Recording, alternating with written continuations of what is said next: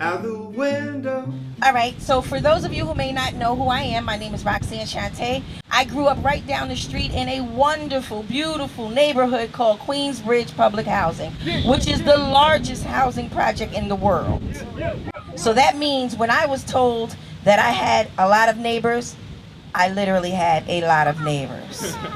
I'm talking about 15,000 on paper and 30,000 any given day. And you knew everyone. So there really was not a reason to leave Queensbridge, actually, because everything that was required for living was located right there in Queensbridge. We had our own medical center, we had our schools, we had our nursery schools, we had our stores, we had our hardware stores, fish market, fruit stands, and I'm talking before we even had supermarkets, we had our doctor's office, we had everything that you needed was located right in Queensbridge, and this was before they even gave us a train station. This was when they just realized, okay, you know what? They are one big family. So with being one big family, one of the things is the fact that you don't always get along with all family members. So, you know, of course, we had our moments, as all families do. But one of the great things about that is the support factor. Everywhere I went around the world was somebody from Queensbridge. If I went to Germany and I said, "Is Queensbridge in the house?" They was like, "Yeah." And I was like, "How'd you get here?" I think Queensbridge was like next to Brooklyn, because you know you can go anywhere in the world, it's always somebody from Brooklyn.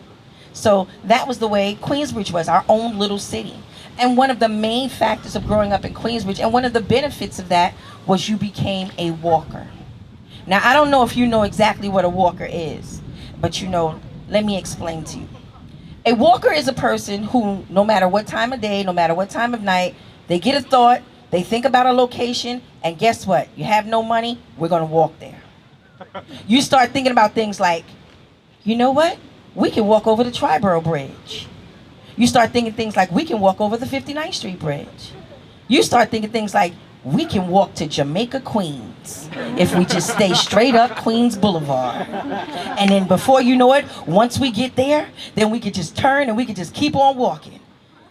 And then once you realize how far you've walked, you gotta walk back. That's when jumping the train came into play. And he's like, look, I can't make the walk all the way back. Now I can walk there, but we're gonna have to hop the train back.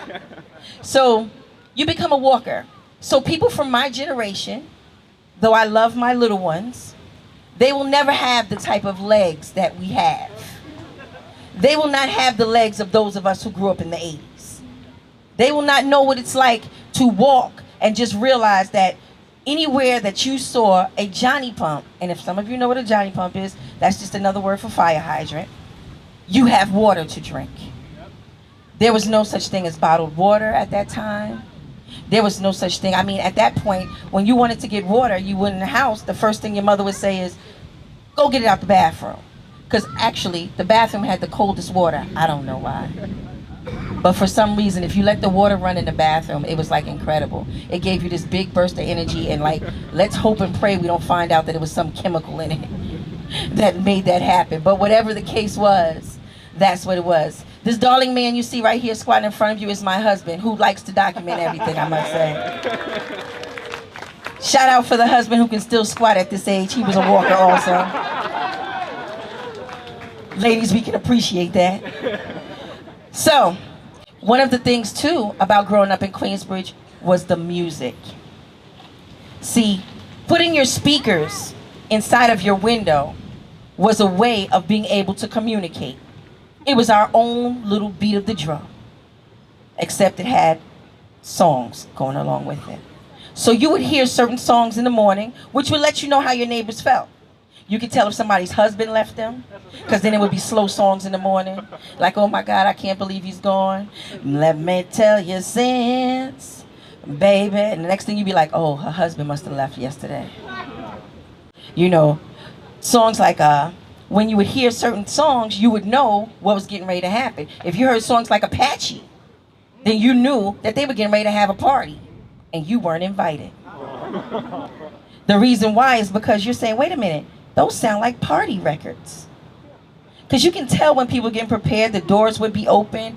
Growing up in the projects, people would leave their doors open. People would automatically call people out the window. my name, before I became Roxanne Shante, we already knew that the world was going to know me. And the reason why we knew that the world was going to know my name is because my mother had the best lungs in the projects. My mother could call my name on 21st Street and you could hear it all the way inside of River Park, under the water, in the little pool. They'd be like, hold up. Shante, I think your mother's calling you. And I'm like, no. And all of a sudden you hear, Shante. You say, wait a minute. Is it coming through the clouds? Is she on her way here? So one of the factors is knowing that growing up with that type of parent, having those type of rules and regulations, like going and being in the house before the street lights came on. How many people remember having to be in the house before dark? And how many people, she said nobody, because we're outside now, because we have lights, exactly. But one of the things was being able to know certain things were just automatic. If it was dark, you knew to go in the house. So now, when I come out to Long Island City, which I must say is incredible, because I remember things like the Mayflower Ice Cream Company. I remember things like the Tennis Ball Company. I remember things like Ronzoni. I remember things like the Bread Factory. I remember things like Gray Bar. He's like, oh yeah, I remember Gray Bar. Gray Bar, they used to have these little metal things, and then we used to bring them on the block, and we actually used to have like fights with them. They were almost like bean fights where you would throw them at each other, but they were a lot more dangerous. But those were the type of games that we played when we were little. You know, exactly. I think we all have a few marks from those. Also, I remember when the train, when they were putting the subway, and the subway was being built. And I remember we used to play on the wooden boards. And we would play games like, hope you don't fall down in the tunnel, they never find you again.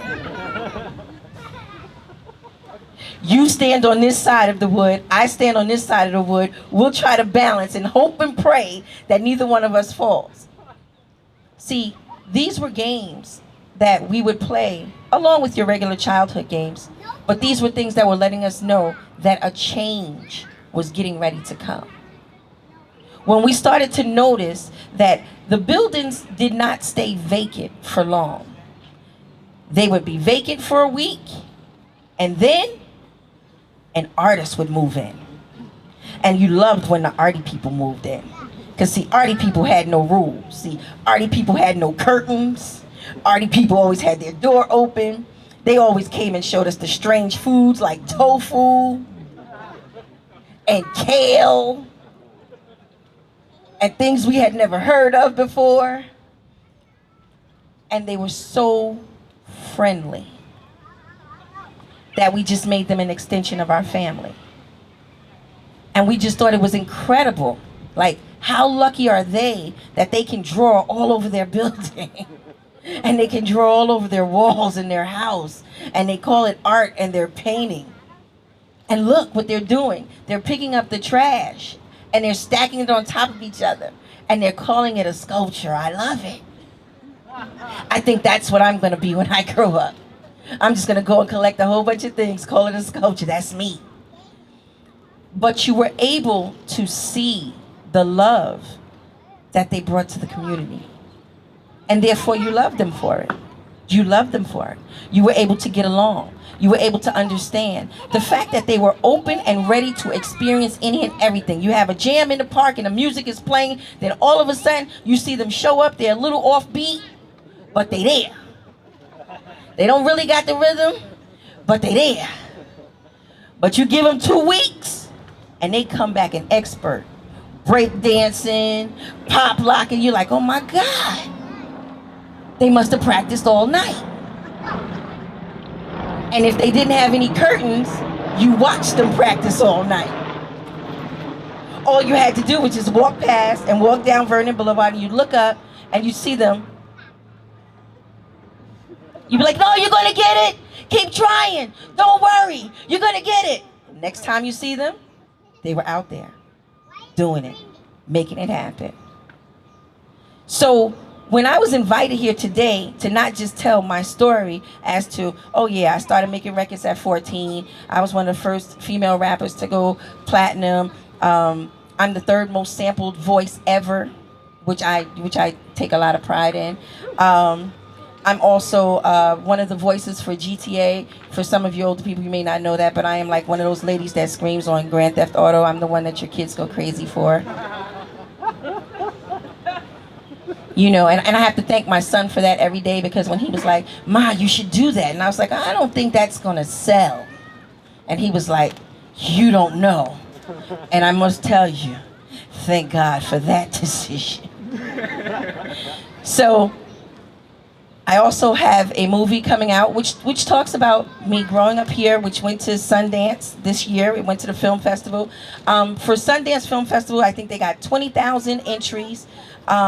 They only select 119 films. Only 15 of them were sold, and my movie happened to be one of those that were sold. Yes. So it will be in the theaters in September. So like I said, so when she invited me to come, when they invited me to come up and they said, listen, we would like for you to tell your story, I wanted to tell the loving and the good part about it. I wanted to tell how we've all become a great family. I wanted to tell the fact that we now are able to go to these restaurants, these sidewalk cafes, the art, the parties, the getting along. Like, I just would like to say this much. To all of our newcomers, thank you for coming. You have been invited to our home, and we love you for it, and it is now your home also. So please enjoy. And whatever y'all did to get rid of the rats that was down here, oh my God. Thank you. I don't know what you guys did, but it's amazing. So anyway, for those of you who don't know me, I am from Queensbridge. I am from Long Island City. I am your forever neighbor, Roxanne Shante. Now I put down roots on shifting sands, but avalanches keep on washing me down. Down to the river and back to the start, out to the wide blue ocean coast. Now I put down roots on shifting sands, but avalanches keep on washing me down. To the river and back to the start, out to the wide blue ocean coast. I turn back around 'cause I'm heading right for the source. Go down to the river and back to the start, out to the wide blue ocean coast. I turn back around 'cause I'm heading right